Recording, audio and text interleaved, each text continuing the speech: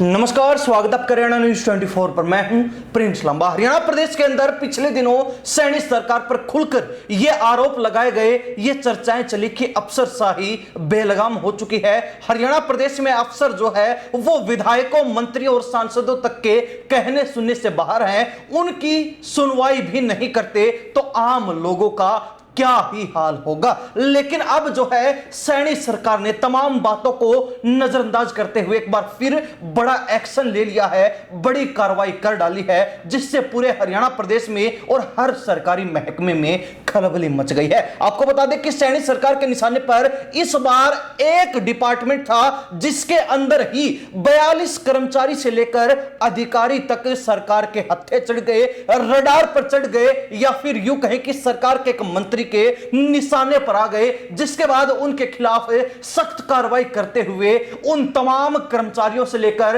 अधिकारियों तक को चार्जशीट कर दिया गया है, यानी कि विभागीय कार्रवाई के लिए तैयार कर दिया गया है। अब माना जा रहा है कि इन तमाम 42 कर्मचारियों से लेकर अधिकारियों तक की नौकरी पर तलवार लटक चुकी है। आपको बता दें कि सैनी सरकार का ये जो कदम है उससे ना केवल हर महकमे में खलबली मच गई, बल्कि हुड्डा के गढ़ रोहतक में भी तहलका मच गया है, क्योंकि ये तमाम जो कर्मचारी और अधिकारी थे वो हुड्डा के गढ़ रोहतक से ही संबंधित थे। ये घपला जो है वो रोहतक में ही हुआ था और इसीलिए सरकार ने इस मामले को तत्परता से निपटाते हुए और बड़ा एक्शन लेने की तैयारी कर ली है। बता दें कि हरियाणा सरकार के मंत्री रणबीर गंगवा ने PHE यानी कि public health and engineering department, जन स्वास्थ्य अभियांत्रिकी विभाग पर बड़ी कार्रवाई की है, बड़ा एक्शन लिया है। मंत्री रणबीर गंगवा के सामने कई बार शिकायतें आई कि रोहतक में PHE विभाग के, जन स्वास्थ्य विभाग के जो कर्मचारी और अफसर हैं वो मिली भगत करके ठेकेदारों के साथ साठ गांठ करके सेटिंग करके घपला कर रहे हैं, सरकार को चूना लगा रहे हैं, ऑफलाइन टेंडर उठवाकर जो है सीधा सीधा मोटा मुनाफा कमा रहे हैं और सरकारी खजाने को लूटने का काम, सरकारी खजाने पर डाका डालने का काम किया जा रहा है। उसी को लेकर कार्रवाई की गई है और आपको बता दें कि इस कार्रवाई में मंत्री रणबीर गंगवा के सामने कई ऐसे तथ्य आए हैं, कई ऐसे फैक्ट आए हैं जिनके बाद ये जो शक था वो बिल्कुल यकीन में बदल गया और उसके बाद ही इन 42 अधिकारियों और कर्मचारियों के खिलाफ एक्शन लेने के लिए सरकार तैयार हो गई है। आपको बता दें कि इस घपले के अंदर क्या कुछ अधिकारियों ने गड़बड़ झाला किया है। PHE विभाग के अनेक ऐसे काम थे जिनको इमरजेंसी घोषित करके, आपातकालीन घोषित करके, बिना ऑनलाइन टेंडर प्रक्रिया के ही ऑफलाइन अपने अपने चहेते ठेकेदारों को वो काम सौंप दिए, उनको जो है उन कामों का ऑफलाइन टेंडर उठवा दिया, क्योंकि अफसरों और कर्मचारियों की उन ठेकेदारों से सेटिंग थी। तो ऐसे में अपने चहेते और सेटिंग किए हुए ठेकेदारों को ऑफलाइन तरीके से सारे PHE जन स्वास्थ्य विभाग के जो काम थे, जो टेंडर थे, वो सौंप दिए, क्योंकि उनके साथ साठगांठ थी और अफसरों को एक टेंडर देने पर मोटा मुनाफा होना था। तो ऐसे में अनेक बड़े टेंडर, अनेक जो है काम ऑफलाइन तरीके से इमरजेंसी काम बताकर, इमरजेंसी वर्क बताकर ऐसे ही चहेते ठेकेदारों को सौंप दिए गए, उनके हाथों में जो है टेंडर की कमान सौंप दी गई। ऐसे में अफसरों के द्वारा ये जो प्रक्रिया अपनाई गई है वो सरकारी नियमों के विरुद्ध है, यानी कि सरकार का जो नियम है DFR, विभागीय वित्तीय नियम, इस विभाग का और सरकार का जो नियम है वो कहता है कि कोई भी टेंडर अगर वो इमरजेंसी टेंडर नहीं है तो उसको ऑनलाइन प्रक्रिया के माध्यम से, जो हर व्यक्ति के लिए लागू होता है, जो हर कर्मचारी से लेकर अधिकारी तक के लिए नियम लागू होता है, उसके तहत ही ऑनलाइन टेंडर दिया जाएगा और जो ठेकेदार अच्छी बोली लगाएगा उसी को वो टेंडर मिलेगा। लेकिन यहां पर अधिकारियों की मिली भगत के चलते हर टेंडर को आपातकालीन घोषित कर दिया गया और उसके बाद ऑफलाइन तरीके से ही वो ठेकेदारों को दे दिए गए। हालांकि इस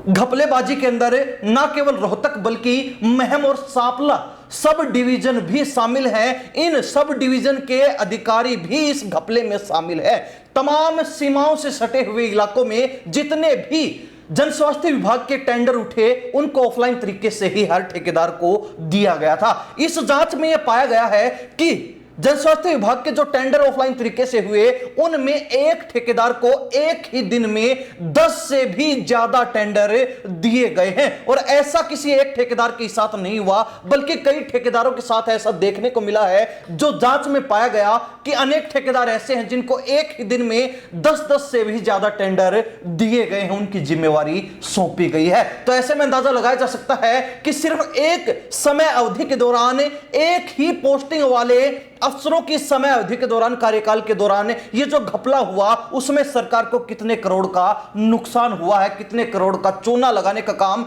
ठेकेदारों के साथ मिलकर अफसरों ने कर दिया है। अब इसी को लेकर मंत्री रणबीर गंगवा ने एक्शन लिया है, और ना केवल एक्शन लिया बल्कि सीधे जन स्वास्थ्य विभाग के 42 अधिकारी और कर्मचारियों को चार्जशीट कर लिया है, जिनके खिलाफ जल्द ही सख्त एक्शन लिया जाने वाला है। कठोर जो है सजा उनको मिलने वाली है। आपको बता दें कि इस कार्रवाई के बाद ना केवल जेई यानी कि जूनियर इंजीनियर फंसेंगे, ना केवल एसडीई यानी कि सब डिविजनल इंजीनियर फंसेंगे, ना केवल एक्शियन यानी कि कार्यकारी अभियंता फंसेंगे, बल्कि एसई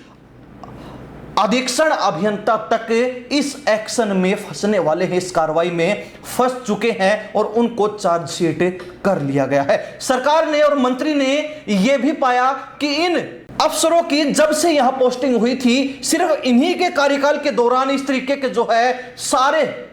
जन स्वास्थ्य विभाग के वर्क जो काम थे वो ऑफलाइन तरीके से होने लगे, बल्कि इससे पहले और इसके बाद के जो अफसर आए हैं वो अपने नियमों के अनुसार ऑनलाइन तरीके से ही टेंडर देने का काम कर रहे हैं। यानी कि पर्टिकुलर एक समय अवधि के दौरान ही अफसरों के द्वारा ये घपलेबाजी, ये सौदेबाजी की गई है। इसके बाद ही जिसको देखते हुए ही एक्शन लेने का काम सरकार के द्वारा, मंत्री के द्वारा लिया गया है। आपको बता दें कि मंत्री रणबीर गंगवा ने अपने अंडर में आने वाले विभागों के कर्मचारियों से लेकर अधिकारियों तक को स्पष्ट दो टूक शब्दों में बात कह दी है कि ना भ्रष्टाचार बर्दाश्त करेंगे और ना ही भ्रष्टाचार करने देंगे, क्योंकि सैनी सरकार की, बीजेपी सरकार की जीरो टॉलरेंस की नीति है। और अगर कोई कर्मचारी या फिर अधिकारी उस नीति को चैलेंज करेगा, चुनौती देगा, उस नीति के विरुद्ध जाकर काम करेगा, तो उसको ना छोड़ेंगे, ना बख्शेंगे और ना ही उस कर्मचारी या फिर अधिकारी की नौकरी बचने वाली है। उसको जो है